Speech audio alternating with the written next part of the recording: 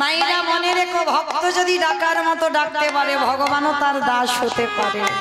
যুধিষ্ঠির বলছে কৃষ্ণ, আচ্ছা তুই ওদের পা ধোবাচ্ছিস সেগুলো মেনে নেওয়া যায়, ওদের এঁঠো পাতা ফেলছিস মেনে নেওয়া যায়, কিন্তু কৃষ্ণ এঁঠোগুলো মারছিস কেন? বলে দাদা গো, এ যে হলো আমার কর্মফল। ও মা, তুই আবার কর্ম খারাপ করিস? বলে করি না, আমি সিংহাসনে বসে আছি বটে, এই জগতে কেউ কেউ যদি পাপ করে সবার পাপের বিধান আমি তৈরি করি, কিন্তু বাবা যে বিচার করে জায়গায় বসে থাকে সে যদি ভুল করে তার পাপের বিচার করবে কে?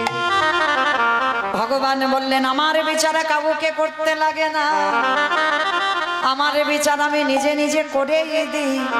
তা যুধিষ্ঠির দাদা বলছে কৃষ্ণ, তা তুই কি এমন পাপ করেছিস? বলে দাদা পাপটা দাপরেতে করি নাই। তাহলে কবে করেছিস কৃষ্ণ? বলে কেন, ওই রঘুপতি রামচন্দ্রের অবতারে যেদিন আমি ছিলাম রঘুপতি রামচন্দ্র, সেদিন নিজের হাতে একটা মুনিপুত্রকে হত্যা করেছি। ও বাবা, মুনিপুত্র সে কে?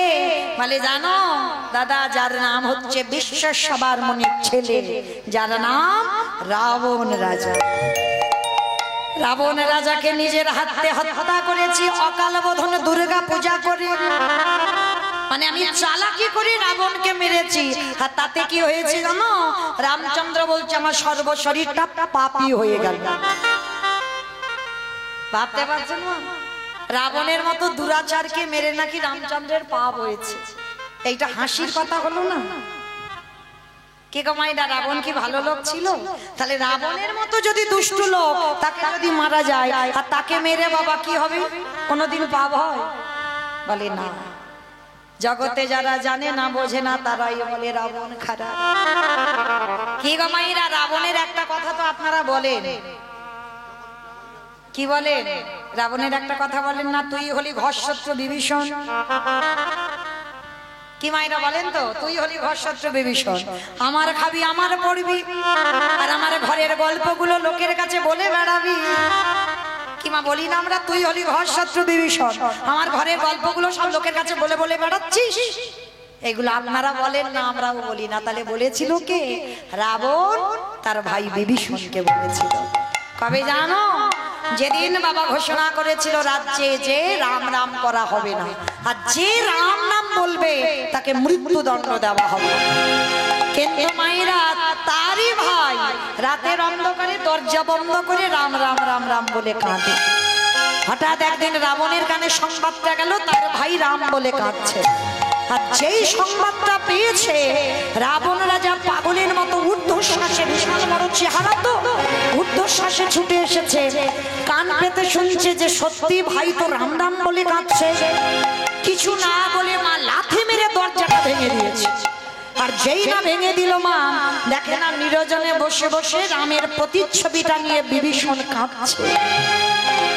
আর রাবণ কাউকে কিছু না বলে পিছন থেকে গিয়ে বিভীষণের বুকে একেবারে সজোরে লাথি মেরেছে। সজোরে লাথি দিয়েছে। আর এত জোরে লাথি মেরেছে বাবা, বিভীষণ মুখ ঠুকে পড়ে গেছে ধুলো। এই জায়গাটা আমার একটু ভালো করে বুঝবেন। আচ্ছা বলো তো মা, তুমি আচমকা বসে আছো, ভগবানের নাম করছো, আর কেউ যদি হঠাৎ পিছন থেকে এসে সজোরে তোমার বুকে লাথি মারে, ছেড়ে দেবে? বড় ভাই যদি ছোট ভাইয়ের বুকে লাথি মারে ছেড়ে দেবে? কত সোজা নয়। ভাইয়ে ভাইয়ে লাঠালাঠি হয়, ভাইয়ে ভাইয়ে খুনোখুনি হয়, ভাইয়ে ভাইয়ে জায়গা জমিতে শিল্পতা হয়, ভাইয়ে ভাইয়ে ঝগড়া করে মামলা পর্যন্ত চলে। কিন্তু মনে রেখো বাবা, এগুলো আপনাদের সঙ্গে আমাদের সঙ্গে হয়।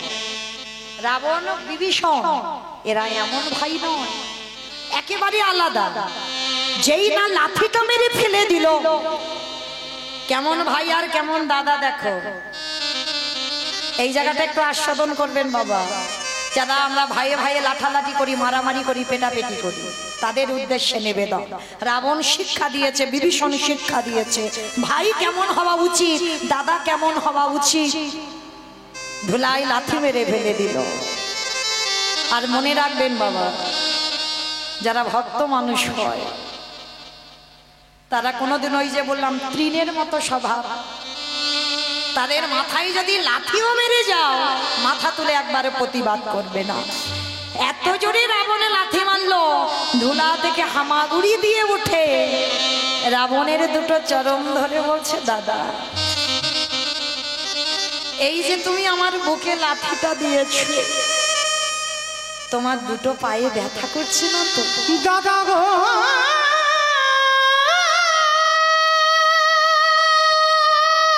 দূর হয়ে যা, শত্রু বিভীষণ বেরিয়ে যা, এক্ষুনি বেরিয়ে যা।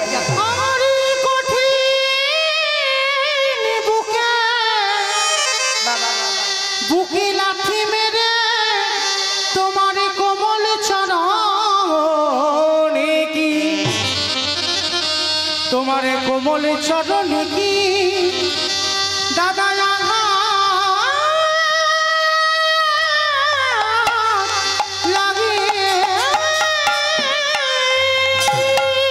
আস্তে ভক্ত চরণে আমার একটা নিবেদন,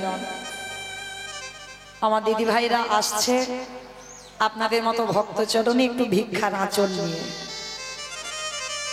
আমার দিদি ভাইদের হয়ে আপনাদের চরণে আমার একটা নিবেদন, যার যেমন ক্ষমতা আছে, যার যেমন সামর্থ্য আছে, কোনো চাপিয়ে দেবার ব্যাপার নয়। ভগবানের নামে ভগবত সেবায়, এখানে তো জগন্নাথ নিশ্চয়ই 9টা দিন প্রসাদ পাবে। এই যে জগন্নাথের মূর্তি দর্শন করলেন, যেই জগন্নাথ সেই কৃষ্ণ। তো যখন সাক্ষাতে দর্শন করেছেন, আমরা জগন্নাথ ধাম, পুরী ধাম, উড়িষ্যায় যেতে না পারি, অন্তত এখানে বসে আমার জগন্নাথের চরণে আপনারা প্রত্যেকে কিছু না কিছু দান করবেন। আপনাদের দান নিয়ে যেন আমার ভগবানের সেবার কাজে লেগে যায়। কারণ মায়েরা প্রত্যেকে তো ঘরে ঘরে আমরা সেবা দিতে পারি না, হরিনাম যজ্ঞের আয়োজন করতে পারি না। তো এখানেও যদি দেওয়া যায় তাহলে এটাও আমাদের ভবপারাপারির সম্বল হয়ে দাঁড়ায়। কারণ ব্যাংকে জমাতে গেলে মা নমিনও লাগে, কিন্তু আমার এই গৌরহরির ব্যাংকে, আমার জগন্নাথের ব্যাংকে যদি কিছু কেউ দেয়, এর কোনো নমিনও নয়, এর নমিনও তোমার ভগবান তোমার পাশে ঢাল হয়ে দাঁড়ায়। শেষের দিনে তুমি ওই 1 টাকার বিনিময়ে 1 লাখ টাকা যে কোথা থেকে পাবে তুমি নিজে কল্পনাও করতে পারবে না। তো যাই হোক, সবার চরণে আমার নিবেদন, প্রত্যেকে যারা যারা আছেন, যারা যারা বসেছেন, ভক্তবৃন্দ সবাই যার যেমন ক্ষমতা আছে প্রত্যেকে কিছু না কিছু আমার ভক্তের আঁচলে অবশ্যই করে দেবেন। প্রেম সে বলো নিতাই গৌর প্রেমানন্দে হরি বল হরি বল। কারণ ভিক্ষা না হলে সেবা হবে না, ভিক্ষাটা অবশ্যই করতে হবে। ওই জন্য প্রত্যেকে ভিক্ষার আঁচলে দেবেন, তার নিয়ম। হরিনাম শুনতে এসেছেন, শুধু হাতে শুনতে নেই, ভগবত সেবায় কিছু দিয়ে শুনতে হয়। তো চলেন, যেই না বাবা বিভীষণের লাঠিটা দিয়েছে, আর লাঠিটা খেয়ে বাবা রাবণ রাজাকে ধরে বলছে, দাদা তোমার পায়ে ব্যথা করেনি তো, দূর হয়ে যাবে, এই মুহূর্তে এক্ষুনি তুই বেরিয়ে যাবি। একটা লাঠি খেয়ে চলে গেল বিভীষণ। আচ্ছা মা, কোনো দাদা যদি ভাইকে লাথি মারে কষ্ট কি হয় না? মাঝে মাঝে দেখবেন আপনারা ছেলে মেয়েদের উপরে খুব রেগে যান, আর রেগে গিয়ে মাঝে মাঝে মারধরও করেন না? বড় বড় ছেলে হয়ে গেছে, কিন্তু একেবারে জোরে চর বসিয়ে দিলে একটা, কিন্তু ছেলেকে মারবার পরে আধা ঘন্টা পরে কষ্ট হয় না? যে বাবা মা মারে সেই বাবা মা আবার ছেলের পিঠে তেল দেয়, তাই না মা? এত জোরে হয়তো মেরেছে, দাগ বসে গেছে, আবার সন্ধ্যেবেলা আসতে পিঠে তেল দিয়ে দিল। তাহলে আপনাদের যদি হয়, আমাদের যদি হয়, রাবণ তার ভাইকে লাথি মেরে কষ্ট পাইবে? সবাই তো রাবণের বাইরেটা দেখেছে, ভিতরটা দেখি। সারা রাত রাবণ ঘুমাতে পারে, শুধু ছটফট করছে ভাইটা কোথায় গেল একটা লাথি খেয়ে। কিন্তু রাবণ ভালো জানে যে আমার ভাই লাথি খেয়ে কত দূর যাবে। ভোর না হতে হতে একেবারে রামচন্দ্রের কাছে গিয়ে ডাক দিয়েছে, ভাই রে। যেই না ভাই বলে ডেকেছে বাবা, সঙ্গে সঙ্গে বেরিয়ে এসেছে লক্ষণ। কি চাও? কালকের ভাইকে লাথি মেরে আর আজকের পা ধরে ক্ষমা চাইতে এসেছো? রাবণের তো বিশাল বড় চেহারা, বলে বলে নাই আমি ক্ষমা চাইতে আসিনি, আমি দেখতে এলাম আমার লাঠিটা খেয়ে আমার ভাই ঠিক জায়গায় এলো কিনা। কত অনুরাগ দেখো রাবণের, আমার লাঠিটা খেলো, খেয়ে ঠিক জায়গায় এলো কিনা আমায় দেখতে হবে না, ওইটা দেখবো বলে আমি এলাম। তা রাম এসে বলছে, রাবণ ওই রকম ভাইকে কেউ মারে? সেই দিন রাবণ বলেছিল, চুপ চুপ, এই জগতে সবাই শুধু বললাম আমি আমার ভাইকে লাথি মেরেছি, কিন্তু শোন ওরে রাগাম রে, ওটা তো শুধু সাধারণ লাথি নয়, ওটা হলো বৈরাগ্যের লাথি। আমি যদি আমার ভাইকে লাঠিটা না দিতাম, আমার ভাই এত তাড়াতাড়ি তোর চরণ তলে আসতে পারতো।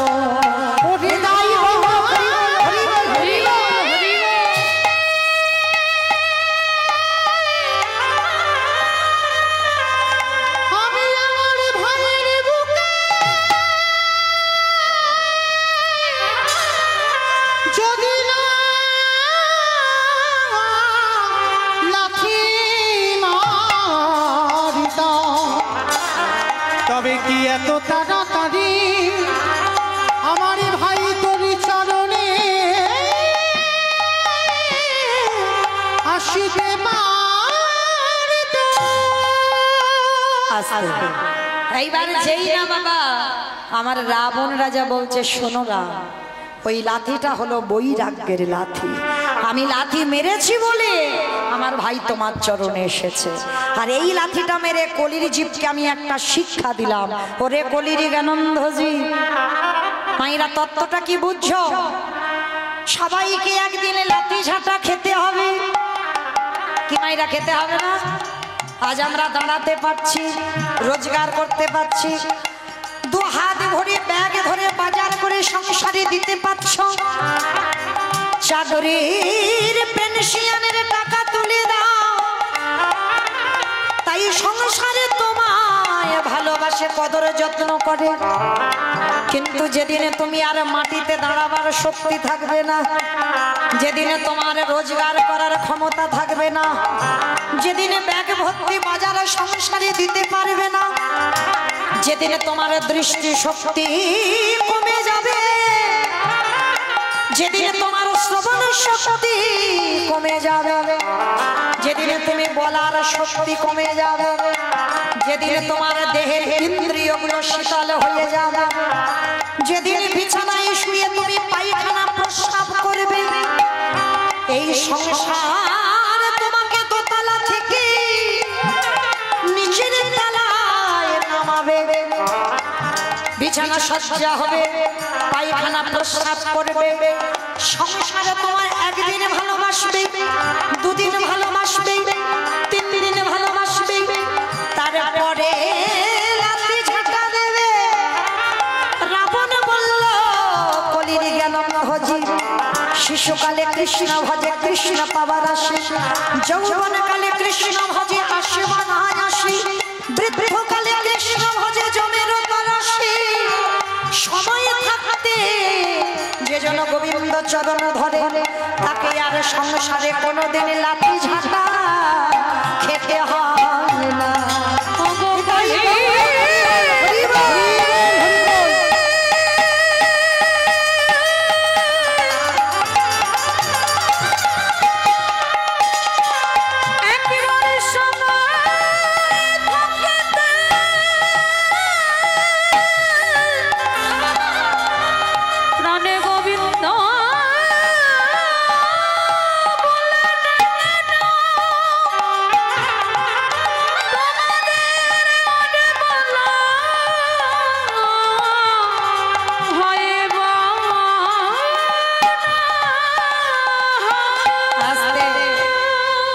তাহলে সেই রাবণকে মারল কে? রঘুপতি রামচন্দ্র। আর রাবণকে মেরে রামচন্দ্রের পাপ হলো, সর্বশরীরটা পাপী, সেই পাপ ধুচ্ছে কবে? মহাভারতে যুধিষ্ঠির রাজস্বই যজ্ঞে। আমাইরা যেখানে গিয়েছিলাম আবার ঘুরে ফিরে সেখানে চলে এলাম, মনে পড়ছে তো? বেশ, চলো আবার এখান থেকে যাই। তাহলে রামচন্দ্র পাপ করেছিল, সেই পাপ ধোয়ার জন্য কৃষ্ণ অবতারে সাধুগুরু বৈষ্ণবদের চরণ ধোয়াতে হচ্ছে। তাহলে কি শিখলাম এইটুকু শুনে? যারা যারা প্রকৃত মন দিয়ে শুনছেন, আমরা কি শিখলাম জানো? প্রকৃত যদি আমরা কেউ অপরাধ করে ফেলি, অন্যায় করে ফেলি, মানুষ মাত্রে পাপ করি, যদি সাধুগুরু বৈষ্ণব দেখতে পান তার চরণ যুগল ধৌত করান, তাও যদি না পারেন বৈষ্ণবদের এঁটো পাতা পরিষ্কার করেন, তাও যদি না পারেন বৈষ্ণবদের একটু প্রসাদ নিয়ে গায়ে মেখে নেন। আর যদি নিতে পেরেছেন, কোটি কোটি জনমের অপরাধ থেকে আপনারা আমরা মুক্তি পাবো পাবো পাবো। নিতাই গৌর প্রেমানন্দে হরি বল হরি। তোমাইরা ভগবান যজ্ঞের দরজায় দাঁড়িয়েছে, অগ্নিদেব, পবনদেব, বরুণদেব, ইন্দ্র, ইন্দ্রাণী, ব্রহ্মা, সাবিত্রী সব পরপর লাইনে আছে। কৃষ্ণ একে একে আসে, পা ধোয়াই যজ্ঞের ভিতরে ঢোকায়। এমন সময় জগজ্জননী মা দুর্গা আমার বাবা ভোলানাথকে বলছে, প্রাণনাথ আর দেরি নয়, চলো কৃষ্ণ পা ধোয়াবে, পা দুটো ভালো করে একটু ধুইয়ে নি। বাবা ভোলানাথ হেসে বলছে, পার্বতী তোমার কি মাথা খাটা? কৃষ্ণ পা ধোয়াবে আর আমাদের মতো পাপীর পা দুটো বাড়িয়ে দেবো? শোনো, তোমার যদি এত ধোয়াবার ইচ্ছা হয় তা তুমি লাইনে দাঁড়াও। তা পার্বতীকে লাইনে রেখে বাবা ভোলানাথ বেলাইনে চলে গেছে। আর আড়ালে গিয়ে কি করেছে জানো?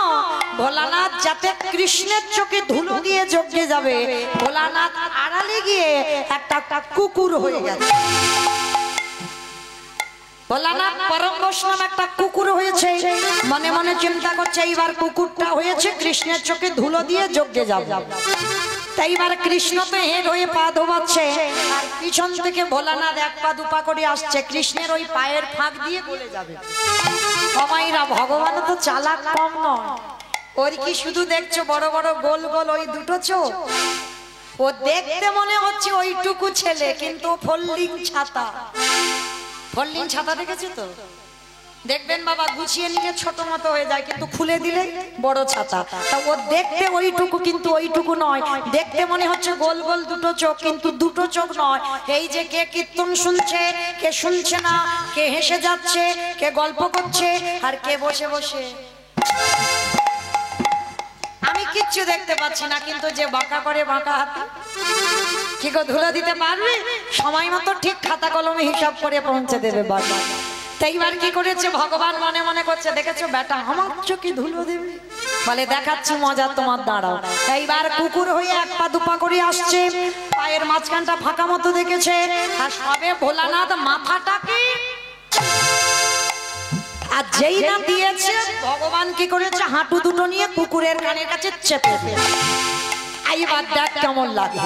আর যেই না কুকুরের কানে চেপে দিয়েছে, কুকুর কি করবে? এবার কেউ কেউ করবে না, বারবার বলছে কৃষ্ণ ছেড়ে দে, কৃষ্ণ ছেড়ে দে, কৃষ্ণ ছেড়ে দে। বলে ছাড়বো বলে ধরি না। হে বৈষ্ণব গোসাই, ও হে বৈষ্ণব গোসাই,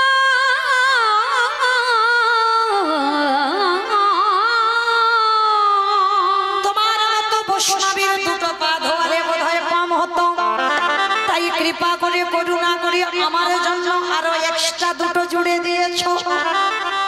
মামা বুঝতে পেরেছো আমার কথা? শিব ঠাকুরের কটা পা? দুটো পা। আর কুকুরের কটা পা? চারটে পা। তাহলে ভগবান কি বললেন? হে বৈষ্ণব, তোমার মতো বৈষ্ণবীর দুটো পা ধোয়ালে কম হতো, ওই জন্য তুমি আমার জন্য আরো এক্সট্রা দুটো জুড়ে চারটে করেছো। বলি দাহু দাও ছোট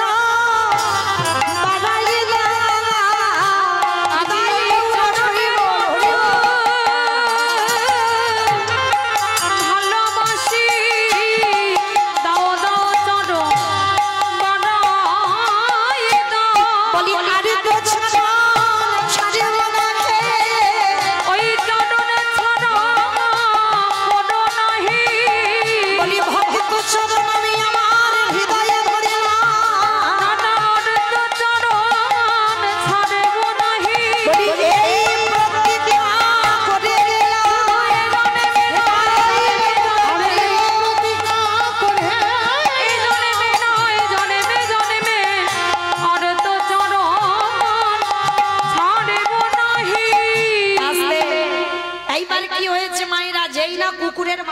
ভিতরে চলে গেছে, ছটফট করছে, কৃষ্ণ ছেড়ে দে, কৃষ্ণ ছেড়ে দে, কৃষ্ণ বলে ছাড়বো বলে তো তোমায় ধরিনি, যারে ধরি তারে ছাড়ি না, যারে ছাড়ি তারে ধরি না।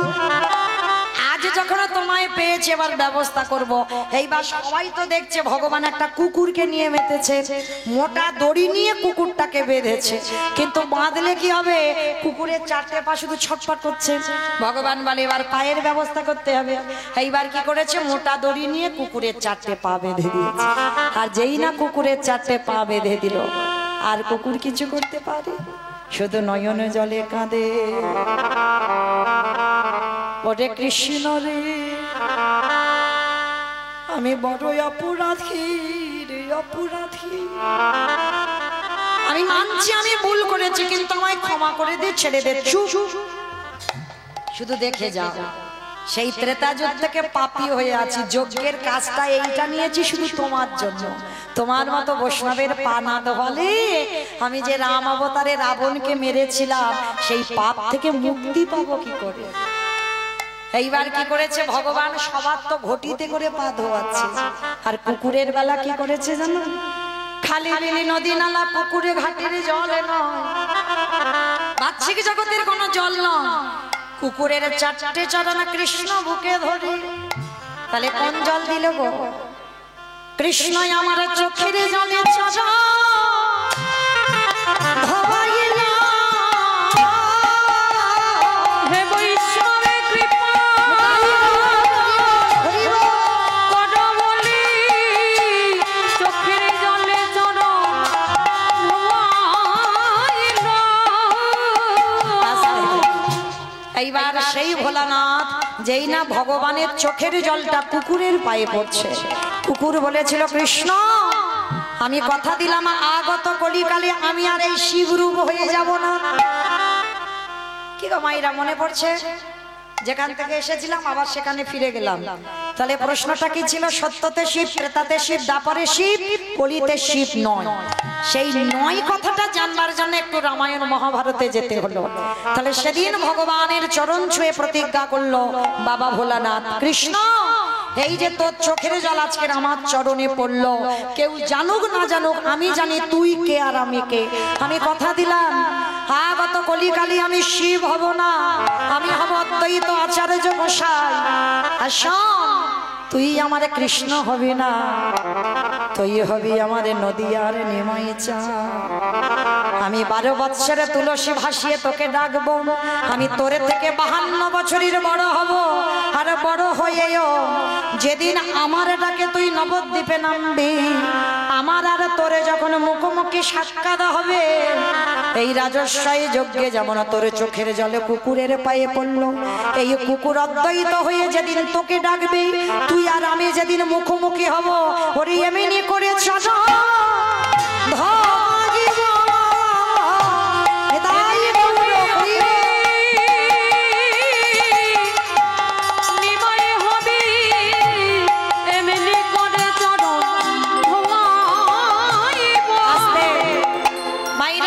পরিষ্কার এবার বোঝা গেল। তাই অদ্বৈত আচার্যের ডাকে এলো, এসে কি করছে জানো, কেহ বলে পুরবেতে রাবণ বধিলা, বলে পুরবেতে ওমা উলু কই, উলু মাঠে, মাঠে খুঁজে গেছো, কই দাও দেখি একটু উলুর ধ্বনি। কেহ বলে পুরবেতে রাবণ বধিলা, কেহ বলে পুরবেতে আমার গোনানি, গোনা গোনা গোনা গোনানি।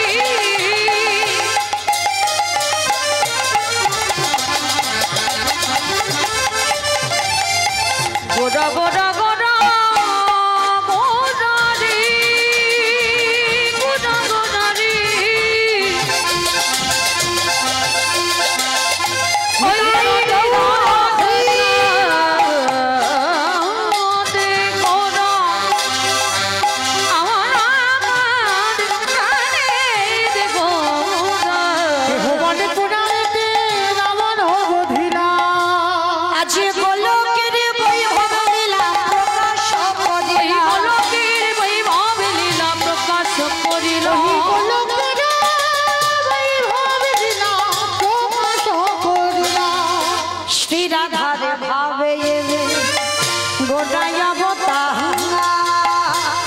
ধরে ভাবে রে গোরা অবতার শ্রীরাধারের ভাবে এবে গোরা অবতার ওই শ্রীরাধারে ভাবে রে গোরা অবতার হরে কৃষ্ণ নাম গৌর করিলা প্রচার ওই হরে কৃষ্ণ নাম গৌর করিলা প্রচার ওই হরে কৃষ্ণ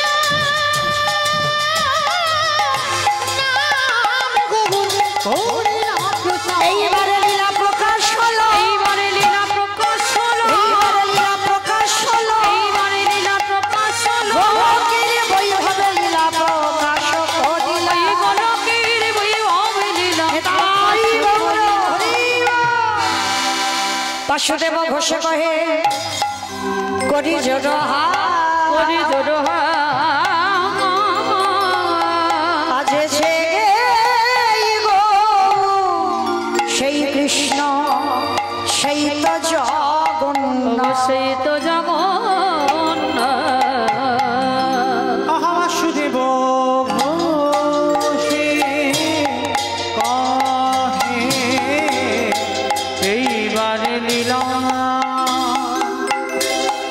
প্রকাশে হলো বাসুদেব ঘোষে কহে এইবারে লীলা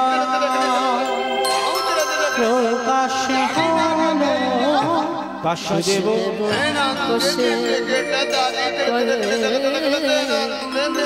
এইবারে লীলা প্রকাশ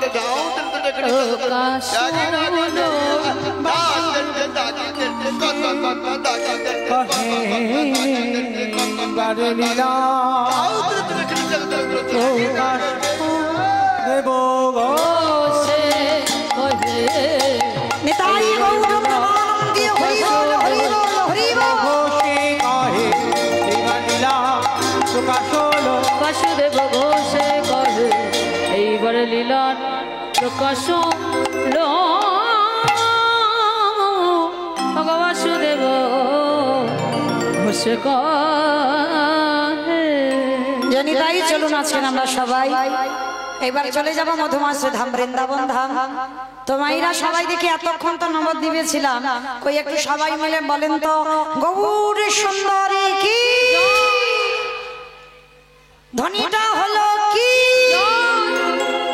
এটাও জয় আমি বললাম ধ্বনিটা হলো কি এটাও নাকি জয় এইটা জয় নয় একটু প্রেম সে জয় দাও মানে এত জোরে জয় দেবে কত দূর যাবে ক্যানিং যাবে মালঞ্চে চলে যাবে এদিকে মালঞ্চ ওদিকে ক্যানিং কমা যাবে এটা উত্তর 24 পরগনা তো মানে মোটামুটি একটু দক্ষিণে গেলেই হবে মানে একটুখানি গেলেই হবে আচ্ছা তাহলে এই যে উত্তর 24 পরগনা কীর্তন হচ্ছে একটু দক্ষিণ 24 পরগনায় যাক কিমা যাবে তো একটুখানি তো একটু পার হলেই তো দক্ষিণ তাহলে চলো দেখি হমাইরা কই আগে নিতাই চার গৌরচাঁদের মতো হাত দুটো তোলো তো দেখি আগে দেখি সবাই বেশ একটু জোরে বলবে কেমন গৌর সুন্দরী কি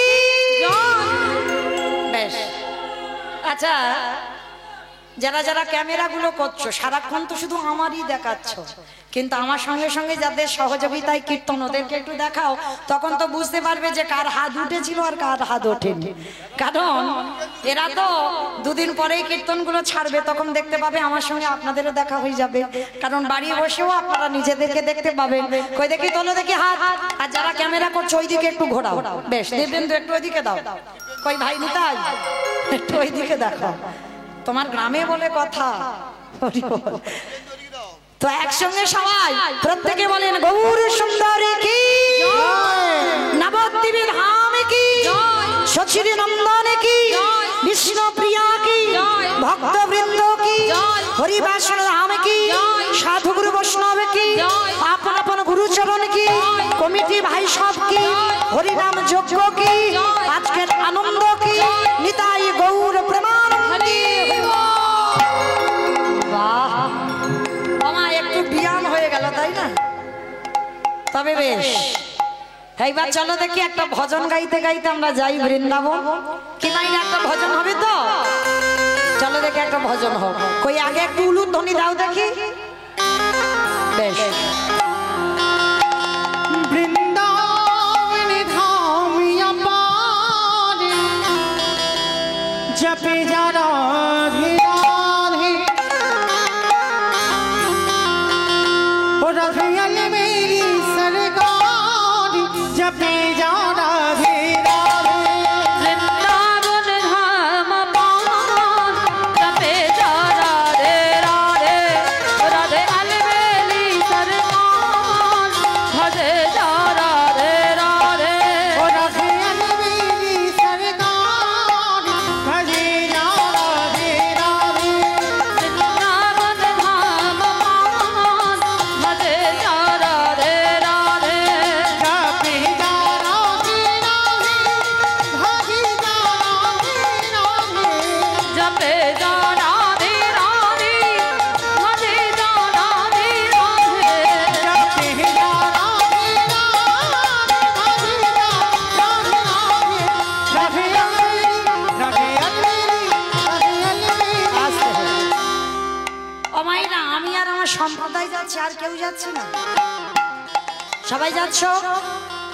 যারা যারা যাচ্ছ এখনো